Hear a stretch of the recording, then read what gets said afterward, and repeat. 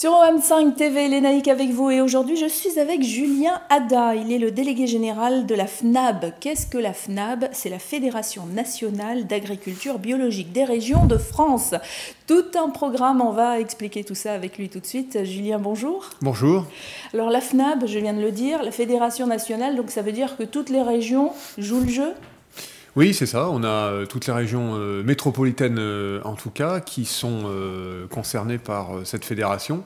Ce sont des agriculteurs bio ou agricultrices bio sur le territoire qui se fédèrent dans des groupements au niveau des départements et ensuite au niveau des régions. Et nous, on représente les régions de France au niveau national. Ça fait à peu près 10 000 paysans qui sont engagés, paysannes qui sont engagés dans ce mouvement sur à peu près 25 000 producteurs bio en France aujourd'hui. Ah oui, c'est presque la moitié. On ne s'imaginerait pas, parce qu'on a l'impression que le bio, c'est une toute petite niche encore. Alors oui, nous, on représente 10 000 producteurs bio sur 25 000 producteurs bio, mais il y a encore 300-400 000 agriculteurs en France. Voilà. Donc ça reste effectivement 5%, 4-5% de la production. Mais ça ne cesse de croître en fait. Il y a eu beaucoup de conversions ces dernières années. Il semblerait que là, ça va bien repartir à partir de 2015.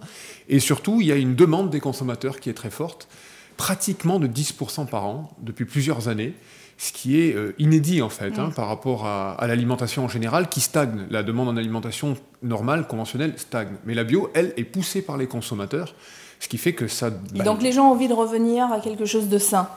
Eh bien, on dirait effectivement que l'agriculture biologique, les produits bio en tout cas, ne sont pas une mode en fait, ou sont pas une... Ça a eu été peut-être, il y a eu un effet de mode à un moment, et puis peut-être que là, les gens ont vraiment envie de s'engager aujourd'hui. Voilà, ceux qui en parlent le mieux, à la limite, c'est pas nous, c'est les distributeurs, les grands distributeurs, etc., qui ont bien compris, ils nous le disent. On a vu au niveau même mondial, ce n'est plus une mode. Ce n'est pas une mode, c'est ce qu'on appelle une tendance de fond. C'est-à-dire quelque chose qui va croître comme ça. Voilà. Donc on part de pas beaucoup, donc ça augmente régulièrement. Alors c'est sûr que ça représente au niveau alimentaire 2%, quoi. Mais c'est une tendance de fond, et surtout qui se développe dans toutes les couches de la population. Il est absolument faux de dire que ça concerne des personnes qui auraient les moyens d'acheter de la bio. Bah ça, on disait que pour manger du bio, il fallait avoir de l'argent de toute façon parce que c'était plus cher. Est-ce que c'est encore le cas aujourd'hui? Alors c'est encore le cas aujourd'hui, et ça il faut l'expliquer. Il faut l'expliquer. Néanmoins, on a vu, il y a une étude du Crédoc qui le montre, que les ménages modestes, quand on dit modeste, c'est en dessous de 700 € par mois, etc., enfin très modestes, introduisent même dans leur panier, avec ces si faibles moyens, ils introduisent un peu de bio. C'est-à-dire qu'eux aussi, ils veulent accéder à une alimentation saine, de qualité, et il n'y a pas de raison qu'ils ne puissent pas y accéder. D'ailleurs, nous, on développe aussi beaucoup de programmes sociaux pour que des paniers, par exemple, avec des produits bio, puissent être proposés au public défavorisé, etc. Donc ça concerne toute la population aujourd'hui. Alors quand vous disiez, ça s'explique, quand on dit que le bio est plus cher, ça s'explique parce que, évidemment, les façons de produire ne sont pas les mêmes. Exactement. Alors ça, c'est vrai que c'est un point très important. L'agriculture biologique nécessite plus de main-d'œuvre, puisque nous n'utilisons pas de produits chimiques de synthèse qui sont très puissants, très nocifs également, mais surtout très puissants, et qui permettent par exemple de désherber rapidement, qui permettent de faire pousser plus rapidement, qui permettent de lutter contre toutes les attaques biologiques, donc insectes, champignons, etc. Et ça, c'est l'agriculture conventionnelle. Voilà. Donc c'est une agriculture intensive, avec des forts rendements, et qui est sur cette logique-là. Maintenant, l'agriculture biologique, c'est une agriculture qui va se passer de tous ces éléments extérieurs, et qui va revenir aux fondamentaux de l'agriculture.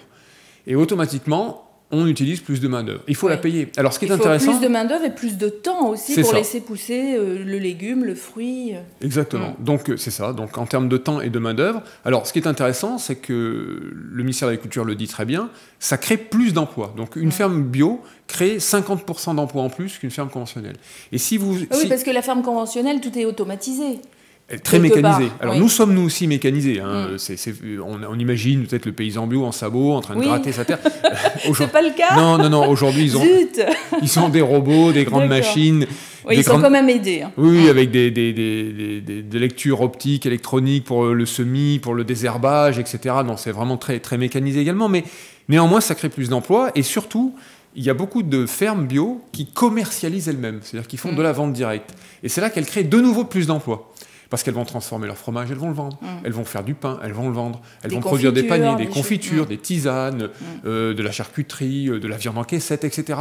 Et une ferme sur 2 bio, aujourd'hui, vend en direct. Oui, mais il y a aussi des fermes qui se regroupent et qui font une sorte de petit supermarché bio du coin. Alors exactement, ça c'est les bio qui l'ont inventé depuis plus de 30 ans maintenant, qui l'ont réinventé en fait, qui ont inventé un circuit alternatif de distribution. Aujourd'hui, la majorité de nos concitoyens vont dans des grandes surfaces, ou des moyennes surfaces, enfin la grande distribution. C'est là, on va à peu près tous là. Or, ces grands magasins, au départ de l'agriculture biologique, ne pouvaient pas vendre ces produits, ne voulaient pas les vendre, enfin... Parce qu'ils étaient plus chers. Parce qu'ils étaient différents, parce qu'ils étaient complètement différents, et surtout... Mais ils ne rentraient pas dans le cadre, c'est ça. On voit une pub en ce moment où on voit des légumes qui sont moches, et on dit, il faut les aimer, ces légumes ou ces fruits moches. Et quand on dit moche, c'est parce qu'en fait, on les a laissés pousser comme ils voulaient et on les met pas de côté parce qu'ils ne ressemblent pas à la norme. Exactement, exactement. Ça aussi, ça vient de l'agriculture biologique. Alors, tant mieux aujourd'hui si c'est récupéré par la grande distribution, etc. Il ne faut pas jeter effectivement des produits qui sont un tout petit peu abîmés, mais dont les qualités restent... Quand on dit abîmé, on s'entend, parce qu'une pomme qui est industrialisée, on va dire ça comme ça, elle est d'un rouge vif, elles ont toutes la même forme, alors que des pommes bio, des pommes qui ont poussé naturellement, parfois elles ont une peau un petit peu moins jolie, un peu moins brillante, etc. C'est ça. Donc c'est un peu comme ça aussi qu'on peut reconnaître le bio, où il ne faut pas trop se lancer là-dedans en se disant de toute façon un légume moche, c'est forcément bio. Non, un légume moche n'est pas forcément bio. Alors, où trouver de la bio, parce que... Bah oui, c'est ça. Alors, effectivement, comme des grandes surfaces aujourd'hui distribuent un petit peu de produits bio, enfin, elles distribuent à peu près 50% de la production bio. Donc, ça veut dire qu'il y a encore 50% de la production bio qui est distribuée ailleurs. Alors, dans les marchés. Ailleurs. Alors, c'est les marchés, naturellement. On peut en trouver à Paris, on peut trouver dans toutes les villes de France, on peut en trouver outre-mer aussi, bien sûr. On connaît pas mal de marchés et de producteurs qui... Alors j'en connais à Tahiti, je ne sais pas s'il y en a en Martinique, en Guadeloupe, à La Réunion, oui, tout bien ça, sûr, mais bien sûr, il y en a. Il y en a à La Réunion également, alors, parce qu'il y a aussi des magasins spécialisés qui sont développés outre-mer. Alors qu'est-ce que vous en pensez, vous, au niveau de la fédération, de ces types de magasins, les magasins bio, qui sont finalement là des gros supermarchés, mais dont le message principal est de vendre du bio? Est-ce qu'ils vendent que du bio? Alors, un magasin, absolument, il y a des chaînes de magasins spécialisés qui aujourd'hui ne vendent que du bio. Donc, c'est les magasins spécialisés en distribution bio. Ils ont différentes origines. Il y en a qui ont été souvent co-construits, co-créés à l'origine par des consommateurs qui se sont regroupés et qui ont fait un magasin. Il en existe ici, pas loin de Paris, oui, il me semble qu'il y en a un qui est même en cours, il demande une sorte de participation aussi du public, non? Vous n'avez pas vu ça? Oui. Alors ça, voilà, ça c'est de nouvelles coopératives type américaines qui sont créées notamment à Brooklyn, je crois, où effectivement les consommateurs vont être aussi, un moment de leur temps, des magasiniers, etc. Alors ça c'est très expérimental. Mais au départ, c'est vrai que les premiers magasins bio ont pu se construire comme ça. Alors aujourd'hui, c'est devenu des magasins normaux, entre guillemets, mais qui ont cette spécificité de vendre en bio. Alors, ils vendent, effectivement, ils ont structuré avec nous les filières bio. Ils nous ont aidés, grâce à leurs compétences de commerçants, à créer des filières, donc pour les produits secs, pour la viande, pour les légumes, pour les produits laitiers, etc. Ils ont structuré les produits aussi, c'est-à-dire la forme des produits, l'invention des produits, parce que la bio a inventé des nouveaux produits en retrouvant des anciens légumes. On les voit de plus en plus sur les étals aujourd'hui. Voilà, en inventant des formes de céréales, en remettant des légumineuses, c'est-à-dire toutes ces protéines végétales. Quand vous dites inventant, c'est reprendre des... Reprenant, naturellement. On n'a rien inventé, on a au contraire retrouvé... C'est pas des trucs qui viennent d'un laboratoire. Non, ça ne vient pas d'un laboratoire. Ça vient pas d'un laboratoire, c'est des processus de transformation les plus naturels possibles. Donc ces magasins représentent au moins 30 à 40% de la vente de ces produits aujourd'hui spécialisés. Et après, vous avez bien sûr les paniers bio, les AMAP sont connus un peu en France, ça concerne plus de 600 000 familles, je crois. Il y a également la vente par correspondance, on trouve aujourd'hui des sites internet qui permettent de délivrer ces produits bio. Voilà. Alors, nous, on milite beaucoup pour le bio local. L'objectif étant que vous habitez une région, acheter le bio de votre région. De votre région, et pour ça, il faut savoir où le trouver. Eh ben, ça tombe bien, vous m'amenez directement vers ce petit guide, je ne sais pas si on le voit bien. Alors, c'est un guide qui s'appelle « Pour vos amis biosceptiques ». Et c'est vraiment pour quelqu'un qui a envie de faire la démarche de devenir un bioconsommateur, on peut dire ça comme ça. C'est ça. Et qui va l'aider à d'abord identifier les produits bio, savoir d'où ça vient, comment ça se passe, vérifier les étiquettes. C'est des petites astuces comme ça que l'on donne aux gens. Absolument. Il faut effectivement redécouvrir un petit peu son alimentation, essayer de comprendre d'où elle vient. Alors ça demande, c'est une autre démarche. C'est sûr que c'est moins passif, c'est-à-dire que des fois on n'a pas beaucoup de temps, on fait ses courses, on est pressé, et en même temps on est un peu confus devant autant d'offres. On ne sait pas. Il y a beaucoup de produits, on ne sait pas. Et on est pas. un peu méfiant aussi, parce que dans les magasins, on voit beaucoup de choses au niveau marketing, où ils mettent en avant le bio, et puis en fin de compte, quand on regarde les étiquettes, il y a un ingrédient bio, et tout le reste, on ne le dit pas. Donc, comment on fait dans ce cas-là? Alors, si c'est un produit bio transformé, donc ça peut être une sauce, ça peut être un plat cuisiné, un gâteau, etc. S'il est estampillé bio, c'est-à-dire avec l'Eurofeuille, c'est la feuille européenne, le règlement européen, alors c'est la même chose que le AB en France, l'Eurofeuille, ce signe, ce logo, veut dire qu'il y a au moins 95% des produits de cet aliment qui sont bio, d'origine bio. Donc ça c'est certain, c'est-à-dire que c'est contrôlé par des organismes externes, qui vérifie qu'il y a bien 95% au moins qui est d'origine bio. Alors parfois, voilà, il y a 5% qui peuvent ne pas être d'origine bio. Ça peut être lié à des produits difficiles à trouver en bio, etc. Mais généralement, c'est 100% ou 95%.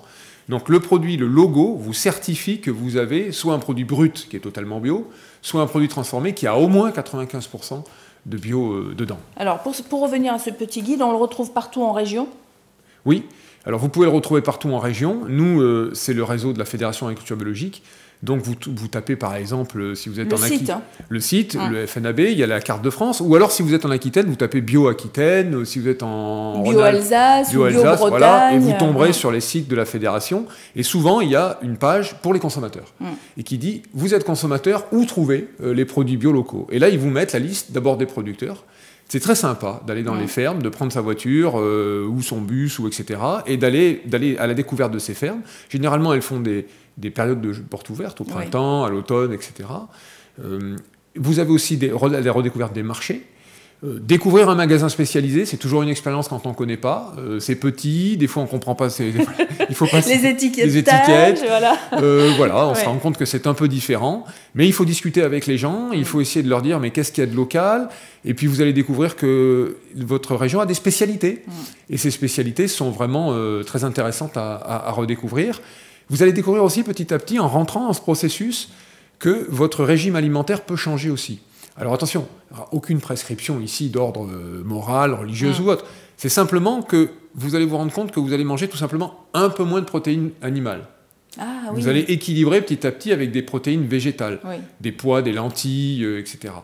Et du coup, c'est comme ça que vous allez aussi financièrement vous y retrouver. C'est-à-dire, si vous consommez en bio exactement comme vous mangez en conventionnel, je sais pas, avec beaucoup de viande, voilà, beaucoup de fromage, etc., beaucoup de produits, ça peut évidemment revenir beaucoup plus cher. Bien sûr. Mais voilà, petit à petit, vous allez vous rendre compte que vous vous intéressez plus aux céréales, vous vous intéressez plus à la cuisine un tout petit peu plus végétarienne, mais pas tout le temps. Vous réservez un beau poulet, une belle viande, une fois par semaine, parce que vous savez où vous êtes allé la trouver, vous savez quel goût elle a. Et voilà. Et ça, ce processus fait que vous allez manger un petit peu différemment. C'est une expérience qui vaut le coup d'être tentée parce que, bon, elle est surtout gustative, quoi. On se fait plaisir. On se fait plaisir. Ouais. La bio, c'est ça, hein, c'est rien d'autre que ça. Bon, et alors aujourd'hui, au niveau de la fédération, quelles sont vos prochaines grandes missions? Alors, nos prochaines grandes missions, c'est continuer à aider les consommateurs à pouvoir accéder à la bio. Donc nous, par exemple, on développe un maximum l'introduction des produits bio dans les cantines scolaires ou dans les restaurants d'entreprise, entreprises privées ou entreprises publiques. C'est du travail, hein, parce qu'il paraît que c'est vraiment pas bon. Hein. On a beau dire ce qu'on veut, il paraît que encore aujourd'hui, dans les cantines ou les restaurants d'entreprise, il y en a certains qui... C'est ni fait ni à faire. Alors, il y a beaucoup d'efforts qui ont été faits. Alors, au niveau sanitaire, par contre... Donc, mettre du bio, est-ce que ça va changer les choses? Alors, non. Si c'est mal fait, ça ne change rien. Ça change rien. Donc, nous, l'enjeu, c'est d'avoir... On a des cuisiniers qui forment d'autres cuisiniers pour pouvoir faire des produits bio. Donc, vous avez beaucoup de pain sur la planche. Vraiment. Vous avez besoin d'aide d'ailleurs au niveau de la fédération ou des régions comme ça? Oui, de bénévoles peut-être ou même d'employés qui seraient intéressés de se lancer dans ce créneau? Alors oui, il y a beaucoup de façons de s'impliquer dans la bio. Hein. D'abord, il y a des gens qui peuvent être intéressés pour devenir paysans bio, s'installer. On a besoin de nouveaux producteurs bio, productrices bio. Alors là, c'est des formations techniques, voilà, mais c'est tout un parcours. Et on peut passer par la fédération pour avoir toutes sortes d'informations. Oui. Absolument. Il peut y avoir du travail salarié dans la bio. C'est des postes, effectivement, alors soit qui sont liés à l'agriculture, soit qui sont liés à la communication, soit qui sont liés au commercial. C'est toute une filière qui emploie plus de 100 000 personnes en France. Et il y a aussi la façon bénévole de s'engager dans la bio, où il y a des associations comme Bioconsommateurs, par exemple, ou des associations environnementales, ou des associations de parents d'élèves, ou environnementales qui militent pour la bio. Et là, c'est une façon très concrète d'aller avec d'autres parents ou des amis, etc., voir qu'est-ce qu'on peut faire sur son territoire. Est-ce qu'on peut mettre des produits bio dans la cantine? Est-ce qu'on peut aider une nouvelle ferme? Ou en étant, par exemple, consommateur d'un panier, on n'achète pas simplement le panier. On aide aussi à construire le panier, on peut aller sur la ferme ramasser les légumes. Voilà comment on participe de cette communauté de la bio. Donc, on veut plus d'infos, on va sur votre site, entre autres, parce qu'il y en a plein sur l'agriculture biologique, donc fnab.org. Il y a également www.agrobio. Alors, selon la région où vous êtes, vous mettez petit-Bretagne si vous êtes en Bretagne.org, et on vous redonnera bien sûr toutes ces adresses sur notre page Facebook. Merci Julien. Merci. Et bonne continuation pour 2015. Merci beaucoup. Merci.